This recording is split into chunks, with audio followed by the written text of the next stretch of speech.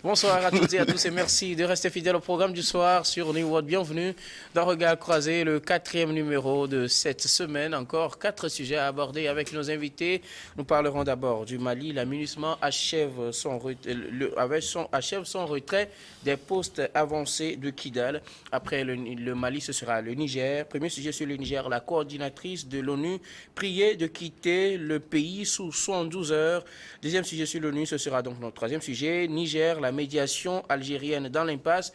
Puis nous terminerons par le Togo, accélération du processus de mise en place de l'assurance maladie universelle. Et pour en parler ce soir, 3 invités sur ce plateau. Avec moi, Robert Kossigan-Akwete, vous êtes analyste politique et président de l'Alliance Jeunesse Développement AJD. Bonsoir Robert et bienvenue. Bonsoir Doc. Bienvenue sur la terre de nos aïeux après votre court séjour au Ghana.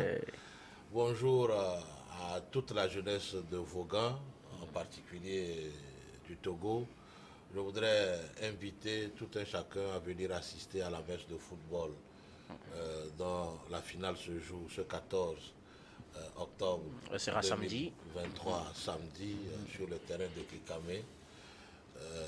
J'invite tout le monde à venir soutenir l'équipe de Tokli face à l'équipe avec les Giga et que tous les amoureux du ballon rond alors soient présents pour soutenir la jeunesse de vous. Merci. Donc, la finale pour le compte du tournoi de l'AJD dont vous êtes le président. Merci d'avoir répondu à notre invitation. À côté de vous, Emmanuel Vivien Tommy, vous êtes journaliste, directeur général de Plume Libre. Vous êtes également conseiller en communication politique. Bonsoir Vivien et bienvenue. Salut docteur, salut également aux téléspectatrices et téléspectateurs de New World TV. J'aimerais une fois encore rendre hommage, un hommage mérité à Maître Jovi Gali, qui n'est plus des nôtres et dont l'inhumation est prévue pour le 18 octobre prochain au Togo. Et peut-être aussi, une fois encore, inviter tous les acteurs politiques et de la société civile et les citoyens à ne pas oublier cet homme qui a contribué à l'amorce du processus démocratique dans notre pays, ancien ministre des droits de l'homme, ancien porte-parole de l'UFC. Il a beaucoup fait pour le pays, on ne doit pas l'oublier, c'est important. Voilà, encore un hommage donc à Jovi Gali, dont les salutations à la famille mortuaire, à la maison mortuaire continuent. Oui, les salutations continuent jusqu'au 16, 17 pratiquement, où il y a la veille. Notre troisième invité aujourd'hui, c'est le pasteur Edo Komi. Vous êtes le président du mouvement Martin Luther King. Bonsoir pasteur et bienvenue. Oui, bonsoir Doc, bonsoir à tous et à toutes. Bonsoir spécialement aux membres coordinateurs du mouvement Martin Luther King de Lomé jusqu'à Sinkassé. Je profite aussi pour présenter une condoléance à la famille de Jovi Gali. C'est un grand homme qui a apporté beaucoup de choses au processus de démocratisation au Togo. Et je pense qu'il ne doit pas être oublié. Et nous tous, nous serons prêts pour l'accompagner à sa dernière demeure. Au même moment, je profite pour réitérer l'appel de M. Robert Kossigan tout à l'heure par rapport à la finale qui aura lieu le 14 prochain entre l'équipe d'Aveugle Digan, dont c'est juste presque le village à quelques 2 km de chez moi. Ah. Donc, Aveugle Digan, c'est mon village. Et donc, Tokli, je pense que ce sera un très beau match. Donc, moi, j'ai reçu mon invitation. Voilà, mon invitation. Et donc, que je présente. Donc, j'y serai. Et j'invite les uns et les autres à se retrouver à cette Nous y serons tous. Nous serons tous à Vaughan le samedi prochain. Le samedi prochain, on y sera tous. Merci beaucoup à vous. Nous allons donc avec vous attaquer notre premier sujet. Direction le Mali. La MINUSMA achève son retrait des postes avancés de Kidal. Dans un communiqué rendu public ce 10 octobre, la mission dit ceci. Aujourd'hui, conformément à son plan de retrait tel que communiqué préalablement aux autorités maliennes, la MINUSMA a achevé le retrait de ses troupes des postes avancés de Kidal qui, entre autres, appuyait le bataillon des forces armées maliennes reconstitué BATFAR qui permettent le regroupement des casques bleus dans le camp de la mission dans cette localité en vue de leur rapatriement imminent dans leur pays. Nous savons que le Mali, les autorités maliennes ont demandé en milieu d'année le retrait de la MINUSMA des postes qu'elle occupait au Mali. Les retraits ont commencé depuis le mois de septembre. Et voilà le poste de Kidal qui achève son retrait avec son poste avancé à Kidal qui permet aux autorités maliennes de reprendre ces postes-là et de prendre progressivement contrôle du Mali. Je voudrais commencer par vous, Robert Kosigan-Akuté. Le retrait des forces onusiennes continue et le Mali doit progresser normalement à occuper ces postes laissés par la MINUSMA. Vous allez constater que sur le sujet de notre dernière émission de la semaine passée, nous avons discuté sur l'avancée des forces maliennes sur Kidal. Je crois que c'est un prélude justement de ce départ de la MINUSMA. Ça note l'engagement sans faille des forces armées maliennes de prendre le contrôle de leur territoire, vaille que vaille, et de bouter les djihadistes dehors. Vous savez, il est à noter cette volonté constante des autorités maliennes à lutter contre le terrorisme et à assumer leurs responsabilités tout en regagnant dans leur JPCR tout le territoire malien. Et ils ont cette volonté d'avoir le contrôle de tout le territoire malien sans aucune exception, n'en déplaise aux indépendantistes de la Zawad et autres. Plus de place pour les ennemis. C'est quelque chose, il est à saluer cet effort inlassable que, alors qu'on sent ces autorités maliennes. La MINUSMA a promis tout mettre en œuvre pour que son retrait se fasse avant la fin de l'année. Le 31 décembre. Voilà, avant le 31 décembre. Je dirais aussi que c'est une décision à saluer. Et puis, c'est ici le moment de lancer un appel à la CEDEAO, de prêter main forte sur le plan logistique, sur le plan conseil aux autorités maliennes pour que le vide ne se fasse pas sentir après le retrait des forces de la MINUSMA. Ce qui est sûr, les FAMA se préparent et vont jouer leur partition.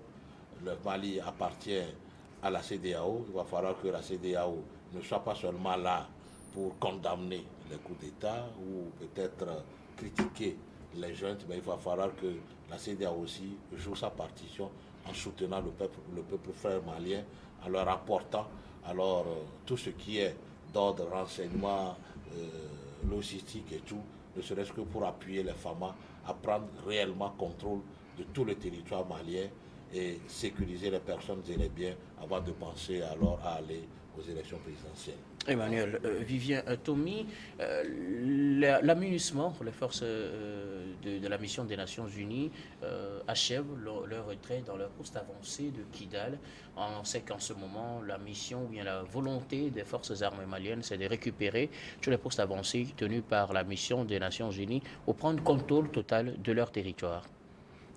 Je crois que c'est plutôt une bonne nouvelle pour les familles des soldats de la paix, comme on les appelle, les casques bleus. Si on prend le Togo, comme le Tchad, beaucoup d'autres pays, nous avons de nos frères en uniforme qui sont partis pour lutter pour la paix. Mais comme ça se dit dans un proverbe de chez nous, on peut venir t'aider jusqu'au cercueil, mais on ne rentre pas dans le cercueil avec toi. Autrement dit, il appartient désormais au peuple malien et surtout à l'armée malienne d'assumer le service après-vente. Et effectivement, l'objectif premier de cette mission des Nations Unies, c'est d'essayer d'être une sorte de tampon, d'essayer de favoriser la paix et pas aider l'armée du Mali, mais aider le peuple malien dans cette lutte pénible contre le terrorisme, mais aussi contre les attaques des rébellions. Parce que le Mali ne fait pas seulement face au terrorisme, le Mali subit également les actes des rébellions. Et donc, aujourd'hui, c'est le départ, mais ce qu'il faut dire, ce n'est pas que les Nations Unies ou la communauté internationale abandonnent le Mali, mais toute mission, un jour, doit effectivement prendre fin et c'est ce à quoi nous assistons. Mais j'ai des craintes parce que aujourd'hui, la MINUSMA plie bagage, mais est-ce que la mission est vraiment terminée? Nous allons revenir sur cet aspect, la place laissée par la MINUSMA tout à l'heure. Mais bien avant, permettez que je prenne les premiers avis du pasteur Edo sur ce retrait du poste avancé de Kidal, retrait effectué par la MINUSMA. Oui, il faut d'abord saluer la décision courageuse du gouvernement malien demandant à la MINUSMA de quitter son territoire jusqu'à la fin jusqu'au 31 décembre. Et parce que ça fait 10 ans, depuis 2013, que la MINUSMA a été créée. Et donc, il y a 10 ans, donc jour pour jour, où cette mission de stabilisation, de maintien de paix au Mali a été mise en place. Mais 10 ans après, on s'est rendu compte que le Mali est toujours en lutte pour l'intégration, pour recouvrer l'intégrité territoriale de son pays. Et donc, ce qui veut dire que la mission là n'a pas réussi. La mission des Nations Unies n'a pas réussi sa mission, s'il faut le dire. Et donc, aujourd'hui, l'annonce de... Mais est-ce qu'il faut être catégorique l'annonce de leur retrait? Est-ce qu'il faut être catégorique sur l'échec ou la réussite de cette mission? L'annonce de leur retrait, parce que la mission n'est pas accomplie.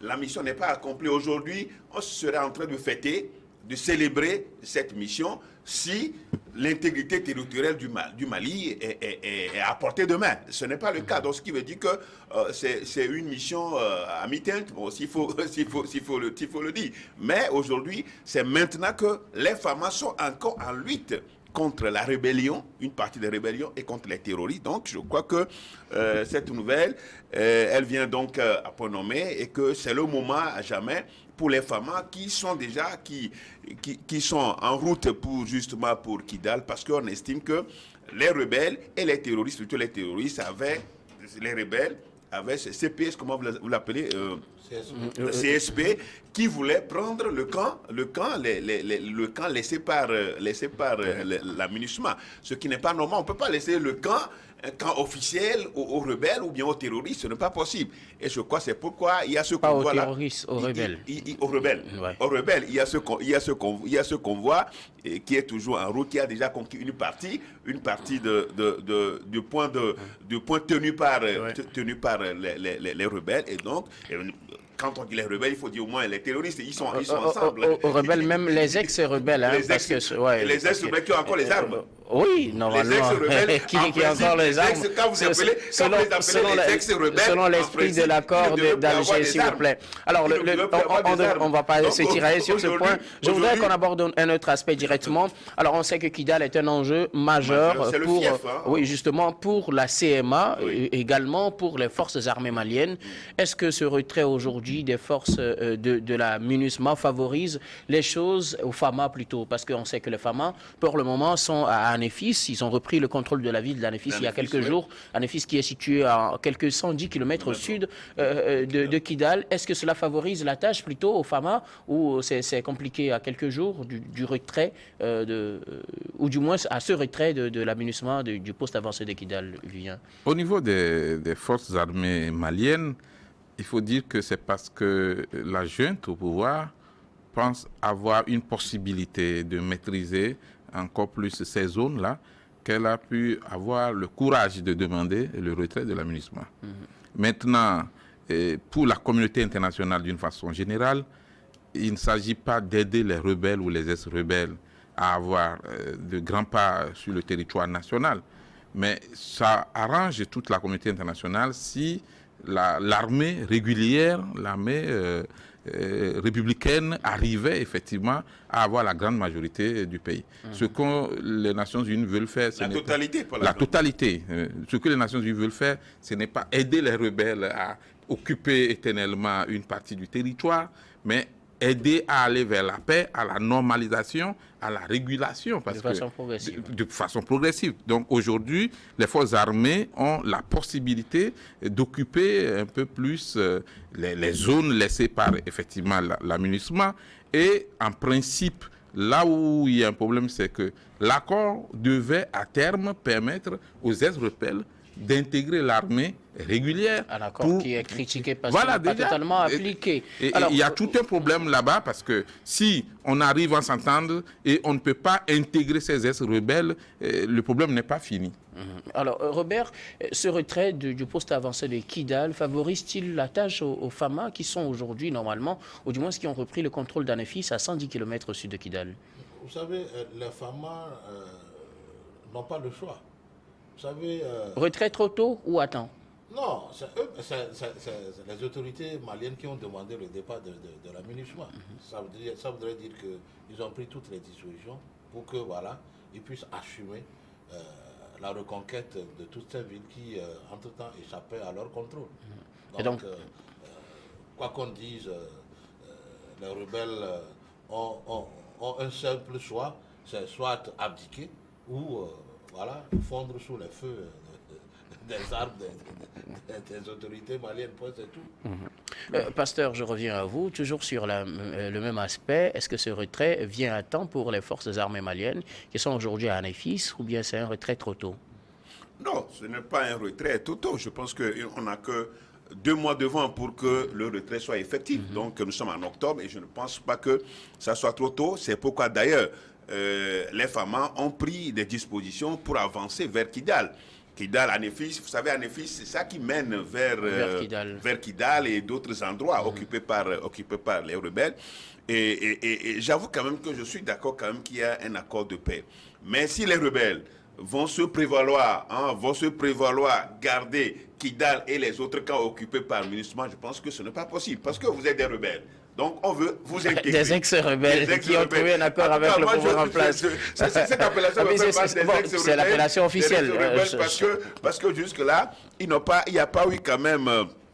ils n'ont pas remis les armes parce qu'ils ont encore les armes, ils tiennent encore les gâchettes faciles. Et donc, j'estime quand même qu'aujourd'hui, les FAMA ont le vent en poupe, ils doivent avancer, puisque sur ce plateau, j'en avais dit la dernière fois qu'il faut aller faire la guerre de Kidal, il faut le faire pour que soit les rebelles abdiquent, soit ils regagnent, ils acceptent et puis ils intègrent les forces armées. Il faut que l'armée régulière accepte de les intégrer aussi. Voilà, la mise en application du processus avait posé problème. Nous allons marquer sur ce point une première pause, puis on vous retrouve après pour la suite de cette émission.